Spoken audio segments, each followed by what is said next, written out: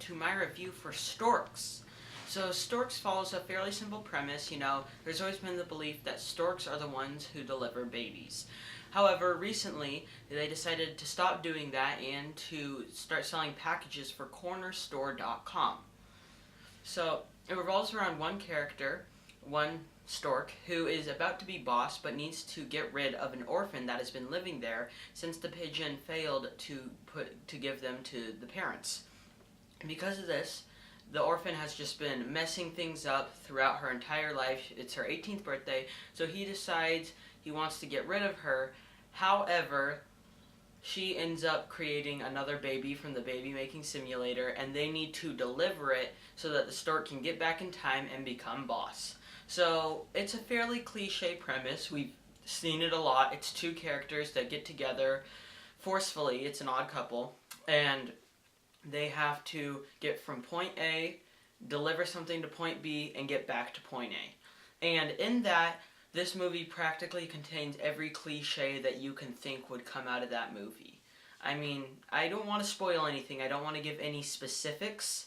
However, I do have to say that a lot of the plot points that happened in this movie did feel quite cliche.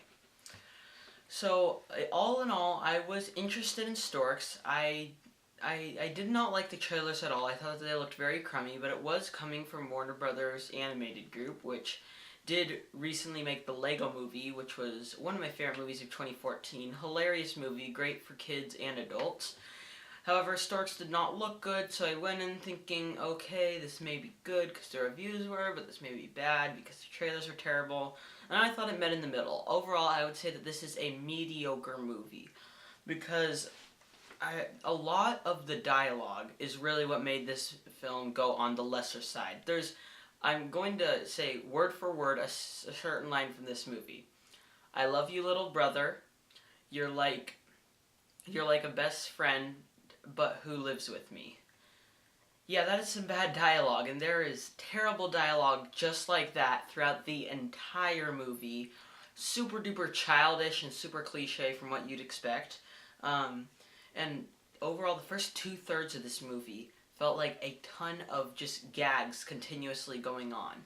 Now, a movie like It's a Mad, Mad, Mad, Mad World is a near 3-hour movie that is practically all gags. It's practically just people getting in situations and having to get out of those situations and it being comedic. However, what I liked about that movie is that they found new creative ways for them to do that. It didn't follow one group of people, it followed multiple people that were constantly getting in weird situations that were very creative. This movie has the type of gags that you would find in other animated movies such as Minions or other films like that. I have to say I did not really laugh at all during this movie. There was one scene that I laughed where they were having a baby fight sequence. That was hilarious. I do have to admit, that was a great scene. However, besides that, they were all just sort of mediocre scenes. They were mediocre laughs that would make a child laugh, but wouldn't really make anyone else laugh. And I have to get to, by far, the worst part about this movie. The pigeon. There's a pigeon character. I have no clue what his name is. It's like Pigeon Peter or something like that. And he is by far the worst character I have seen on screen. That's right. No God in Gods of Egypt. Neither of the two leads in The Choice. Not Kevin Spacey from 9 Lives. No. This pigeon is by far the worst pigeon I have seen on screen ever, and by far the worst bird I've seen on screen ever, and the worst character throughout this entire year. All of his dialogue was so annoying. He felt so unnecessary to the plot, as he only really did one thing, and that one thing really could have been done by somebody else. He was there constantly in like every other scene and was spouting some sort of ridiculous dialogue that felt way too modern and way too crammed down your throat. He felt like a character that they randomly put in there just to advance the plot. He had no point. He was annoying. The movie could have really done without him. However, that being said, there are quite a few good things about this movie.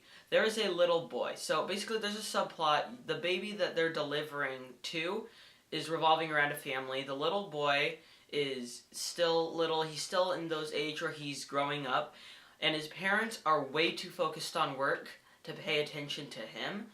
So, and right once this baby comes around that the Storks are going to deliver, the parents start thinking, I don't know, maybe we should start putting more attention to this and more attention to him than our works, just for a little bit to see what happens. And that subplot was very, very sweet, and the little boy character was really awesome. He really wanted the baby to have ninja skills, which was so cool. That was a great character. And the last 20 minutes of this movie were pretty good. The last third, I would say, was good. It was cliche, yes, it was sappy, but it wasn't hard to watch like the first 2 acts of this movie.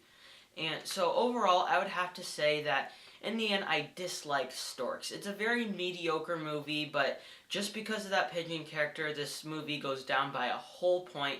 I originally said 5 out of 10, but the more and more I thought about this movie, the more and more that pigeon annoyed me, so I'm going with a 4 out of 10. I was a bit disappointed in Storks. I do think it currently has like a 60-something% on Rotten Tomatoes, and I do think that deserves to be lower.